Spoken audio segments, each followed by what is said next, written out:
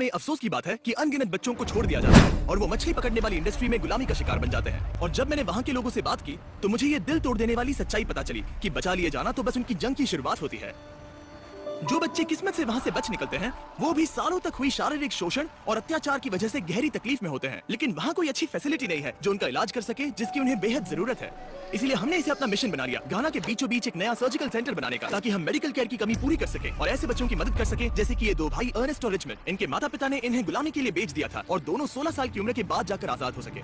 जब हमारी माँ और पिता ने हमें जन्म दिया तो हमें कभी वो मिले नहीं, उन्होंने हमें छोड़ दिया। फिशिंग इंडस्ट्री में गुलाम बनने के बाद दोनों भाई अलग हो गए और अकेले जीने लगे, ये जाने बिना कि क्या ये दोनों फिर से मिल पाएंगे। कभी कभी वो आपको पानी के अंदर धकेलने की कोशिश करेंगे। अगर आप तैरना नहीं जानते तो आप मर जाएंगे। इसी तरह मेरे 20 दोस्तों की मौत हुई थी। लेकिन किस्मत से इन दोनों भाइयों को घाना मेक अ डिफरेंस फाउंडेशन ने बचा लिया, जिसे GMAT भी कहा जाता है, एक ऐसी ऑर्गेनाइजेशन जो घाना में चाइल्ड स्लेवरी के खिलाफ है।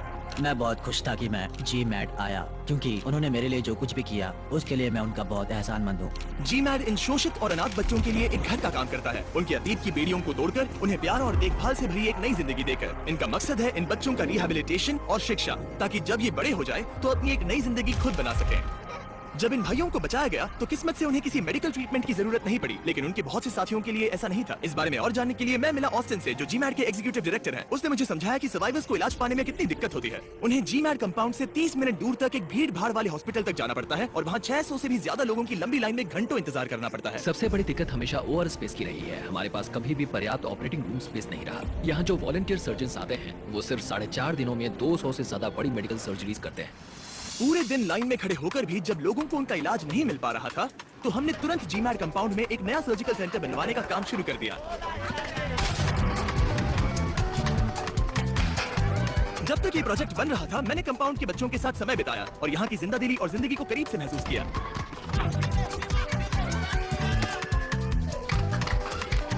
मैं बहुत खुश हूँ कि मैं मिस्टर बीस से मिला। मैं पहले सदमे में था, मगर ये तो सच में सेलिब्रिटी हैं।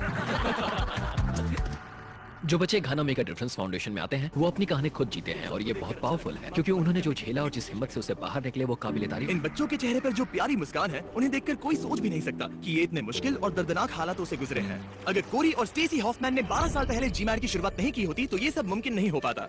जब हम पहली बार घाना आए तो हमें एहसास हुआ कि यहाँ बहुत सारे बच्चे ऐसे हैं जिनके लिए कोई आवाज उठाने वाला नहीं है। बच्चों को पढ़ाने के लिए परिवार की जरूरत होती है।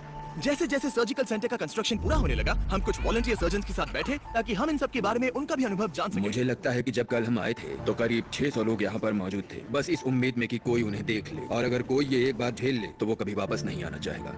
यहाँ मदद करने वाले डॉक्टर्स और सर्जन्स अक्सर इतने गंभीर केसेस देखते हैं जो उन्होंने अपने पूरे करियर में पहले कभी भी नहीं देखे थे। मेरा मतलब यहाँ 60 लोग ऐसे हैं जो अपना समय खुद अपने मन से दे रहे हैं। ये लोग खुद का खर्चा उठाकर आते हैं और यहाँ बार बार आना चाहते हैं। इन्हें यहाँ के लोगों की दुआएं मिलती हैं। यहाँ आने की वजह वो जिम्मेदारी जो उन्होंने अपने ऊपर ली है। यहाँ जो सबसे ज्यादा इंस्पायरिंग चीज वो ये है कि इन्होंने अपनी जिंदगी को ना कोसते हुए स्वीकार किया और अब उसका डट कर सामना कर रहे हैं। तो कई महीनों की मेहनत और कंस्ट्रक्शन के बाद आखिरकार GMAT का नया सर्जिकल सेंटर तैयार हो ही गया और अब वक्त आ गया था उस ग्रैंड रिवील का। ऊपर वाला हमें ऐसे लोगों की मदद करने के लिए शक्ति दे।